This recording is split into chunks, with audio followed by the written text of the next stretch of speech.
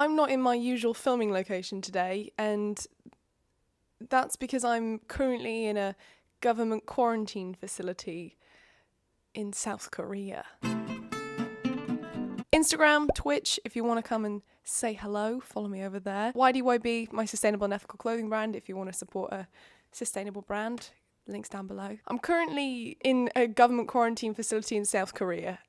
It's a bit of a long story, but what this means is that I cannot leave this room for 14 days. I haven't seen another human in quite a while. You can't go outside of the room or you get deported. So it's just me on my ones for a while. There are going to be a couple of videos out at the end of the month about my quarantine experience, why I'm in South Korea to begin with. So I don't really want to go into too much detail about that now, but there are a couple of things I obviously have to say. I'm currently traveling with my sister. We're not on holiday. I'm here for work and also for a very important family thing that is very personal and it takes some explaining, so I will talk about that in the videos to come this month. This trip was supposed to happen last year, but for obvious reasons it couldn't, so we waited until the South Korean government said that they were happy for tourists to come back into the country, and also for the company that I'm working with here to say that they were happy for foreigners to return as well, and that they have government clearance for foreigners to come back and work with them. So I've waited until the government said that they're groovy with it. I'm not in quarantine because I have big Rona. Absolutely not. I tested negative before I got on the plane. I also tested negative when I landed in Korea. But regardless of whether you are vaccinated or not, you have to complete a 14-day mandatory quarantine, either in your home or in a government facility. I unfortunately don't have an apartment in Seoul, so here we are. In a government facility. So I'm totally on board with it. I completely understand why it's a thing and I'm here for it, obviously, because I'm quite literally here for it. But the main takeaway that's important for this video is that I have been locked in a room for 14 days in complete social isolation. So the thing is, I'm slowly losing my mind. It's gotten to the point where I would actually enjoy watching paint dry, but all of the walls in here are wallpapered, so I hit a bit of a dead end with that one. So naturally, the next thing that I thought about doing for entertainment was to write a book. Obviously. Books, infamously, they take a lot of work, a lot of brain power, a lot of time and dedication by the authors. Unless, of course, you're a YouTuber. I'm going to write a book, but I'm going to do it in 24 hours. But before we get into me getting freaky with my vocabulary, it's time we take a stop at everyone's favourite corner.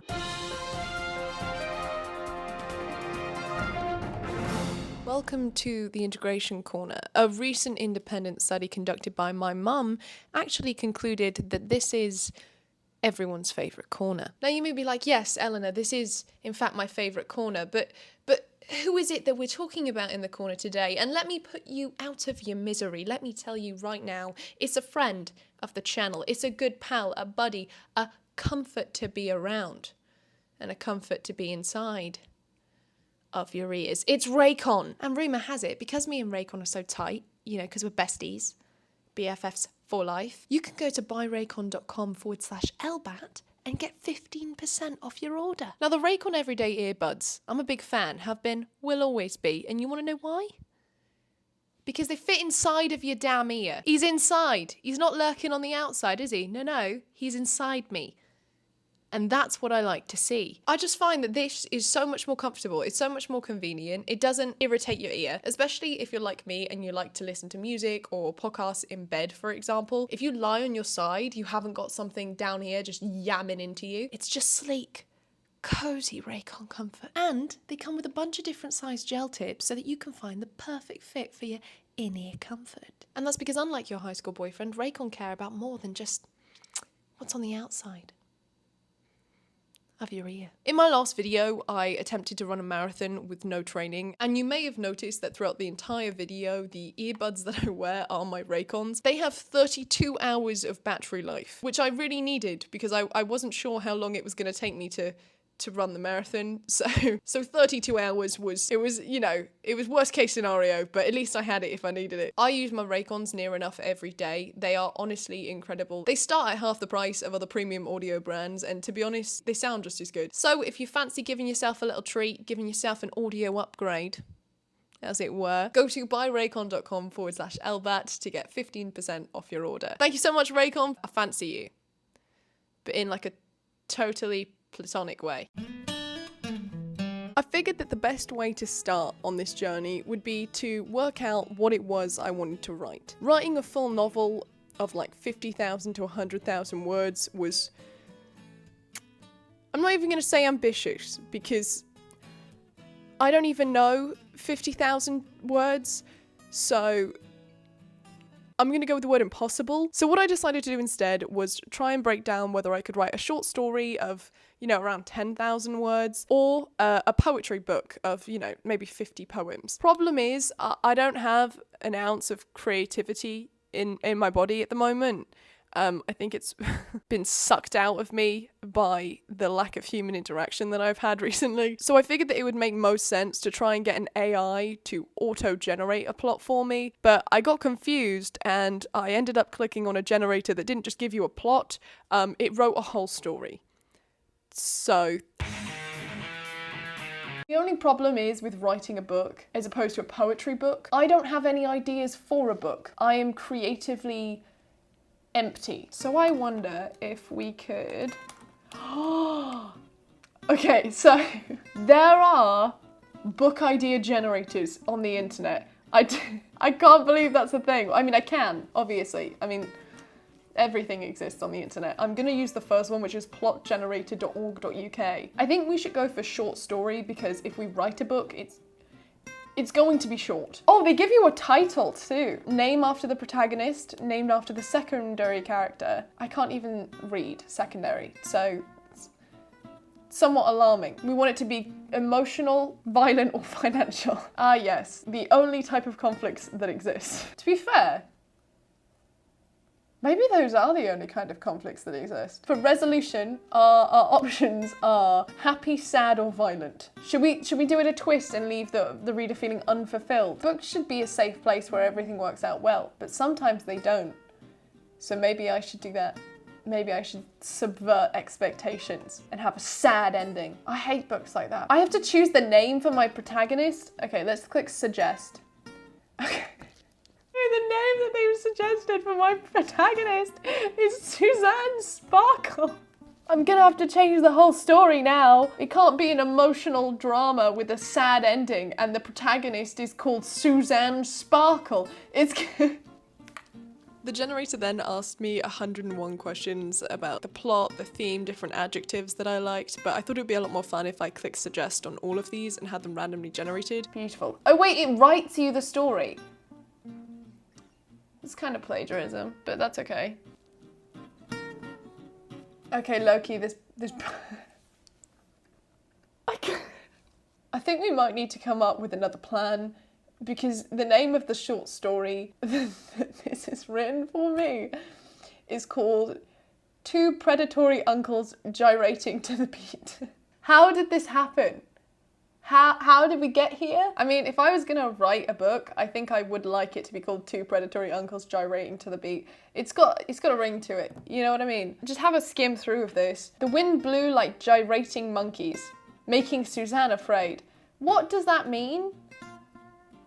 What does that mean? I just want to know how wind can blow like gyrating monkeys. I don't know if that means the wind is it fast? Is it slow? Is it powerful?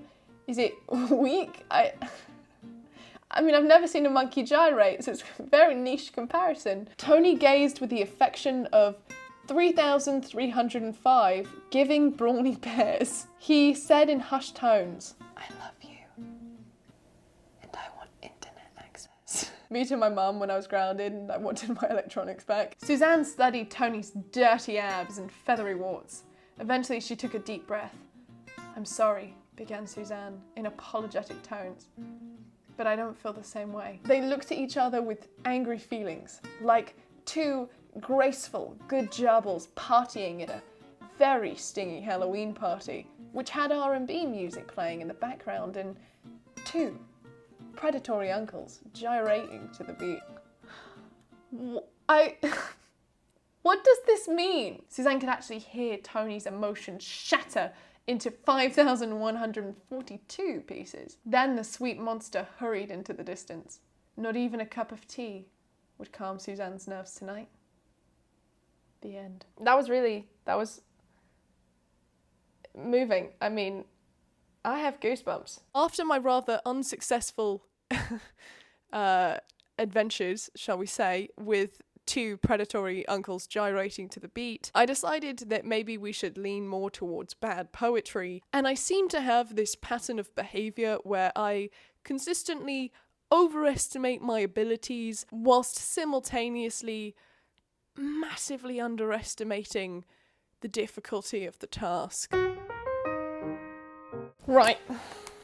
I've had a brainwave. I think that what we should do is write a poetry book as opposed to a short story. But I think the poetry book should be like an ode maybe to gyrating predatory uncles.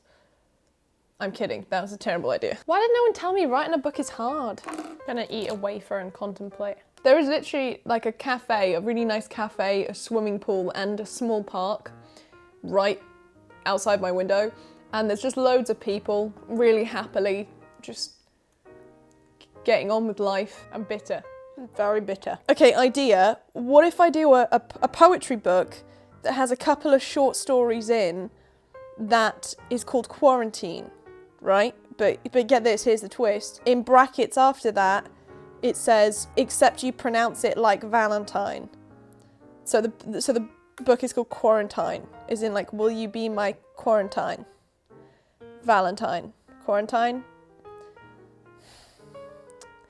Yeah, we're really grasping at straws here. It's the only thing I've got so far, so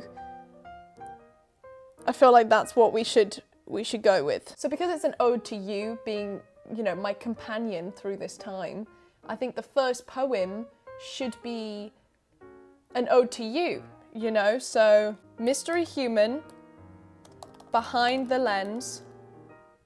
What rhymes with lens? Sens? Lens? Sens. Does that rhyme? Lens? It's safe to say I'm no Eminem. I can't find anything to rhyme with lens, let alone the word orange. So, what rhymes with lens? Contends. What does contends mean? I'm really struggling with this. Oh, mystery human behind the lens. Someone with whom... No, that doesn't work. Mystery human behind the lens. Is it okay to call us friends? We have never met, and yet my heart is grateful for you. Okay, oh no, shit, I've rhymed you with you. Can't do that, can you? Fun fact, I actually got full marks in my English GCSEs, and I did really well in English literature at A-level. And now I'm Googling what rhymes with the word you. So if that's not proof that the education system means nothing, I don't know what is. Mystery human behind the lens. Is it okay to call us friends? We have never met, and yet my heart is grateful for you. As time progresses, days fall away, my thoughts decay, uncertain. But I turn on the camera in my moment of need. You appear behind the curtain. Soft reassurances of my worth, a truly gentle person. I feel like that's banger, to be honest. I feel that's about you. That's like, you're a nice person, you make me feel good, you make me smile when I'm down. This was an ode to you, viewer. So if you're watching this, that's for you. Right, now I've done the first one, I feel like it's going to be easier to do the other ones. And I've decided that what I'm going to do is I'm going to write a couple. I think I probably will need, if we do one per page, and it's double-sided, I think I've worked out that I need to do probably 100 of these. And what I'm going to do is once I finish them, I'm going to do little drawings on my iPad as like illustrations. It's now 4:30, which gives me probably 5 hours to complete all of this, which I think is reasonable. How long did that take me? Like 5 minutes? 5 times 100. Oh, that's a lot of time. Okay, we need to move faster than that. I'm gonna talk to you in a bit. I don't know what possessed me to think that I could write 100 poems in 3 hours, because whilst I did want this to be ironically bad, I did actually want to try on some of the poems so that there was, you know, at least an attempt. I'm not saying it's good. I'm saying, you know, there was some effort put in. So, you know, people don't feel completely scammed when they buy it. I would try for the majority of them and actually put some effort into rhyme schemes and ideas. And then for some of them, I would just, you know, not. Okay, gang, we've finally finished the manuscript. That took us, like, why do I keep saying us?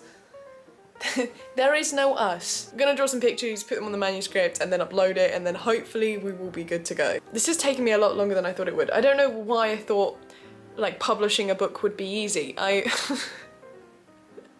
just have like a completely warped worldview, I'm understanding. Think I can run a marathon with no training, think I can publish a book in a day. I might need a reality check, you know? I'm starting to question, you know, where my head's at. It took me way longer than I expected to try and format the poems. I was originally gonna try and put art on them, but as we saw from my abstract art video, I have not got the spark of artistic vision. So I decided against adding some art. That being said, if you are good at art and you read the poems and you decide that you would like to do some accompanying art for said poems, please do. Send it my way, either on Instagram or Discord. I have a Discord server, there's a link down below. And you know, if we end up with enough art, I'll republish it with all your artwork inside. Nice. It's just me offloading artistic responsibilities because I'm inept. It is now 20 to 11. We are cutting it to the wire. I'm just getting a preview of what the book looks like. So I finished designing the cover. I was originally going to put a duck on it, but the duck didn't really work out, which is unfortunate because I do really like ducks. Instead, I've gone for a boat. I've put a scenic boat on there, a lone boat in a river, because ultimately, you know, we are all just lone boats in a river. I wrote all of the poems in the space of a few hours, and some of them are not great. If I ever write a real book, this was the stepping stone. You know, this was what inspired me, because I had so much fun making this book. So much fun. So once this is done, I have to wait for it to get manually reviewed and then it can be sold. I think I'm gonna have to wait until that before I edit this video and put the video live, because otherwise it's not gonna make much sense if you can't buy it. It says between 24 and 48 hours, so I'm hoping they can do it sooner, because otherwise it'd be a bit of a pain. From start to finish, the book ended up taking me around 8 hours, and that included the time it took to format and reformat the transcript 100 times because it just wasn't working. But after all that hard work, after all that effort, the sweat and the labour, my first book was published. Quarantine, except it's pronounced like Valentine, by Eleanor Bateman. If you would like to grab a copy of this literary masterpiece, it is now available for purchase on Amazon. Any money made from the book sales, if anyone actually buys it, will go to charity, of course. I'm not sure which charity yet, but if you have any suggestions, leave them in the comments down below. I think I make like 42p per hard copy sold, so I'm not expecting to raise masses, but you know, whatever charity we choose to donate to, I'll do a charity stream for as well, and all the proceeds will go to that charity. So yeah, I wrote and published a book in 24 hours, and I kind of want it to be a #1 bestseller. Please don't review this book. Please don't, because even though it's supposed to be ironically bad, I did actually try on some of these, and I have a very, very fragile self-esteem. That being said, I did not spell check any of this. I didn't spell check a single poem, or Grammarly, or anything, really. So if you spot a spelling mistake, I don't want to know. Click the link in the description down below or in the pinned comment and grab yourself a piece of pure genius. Have a great day, remember to hydrate, and I'll see you in the next one. Kisses to your mother!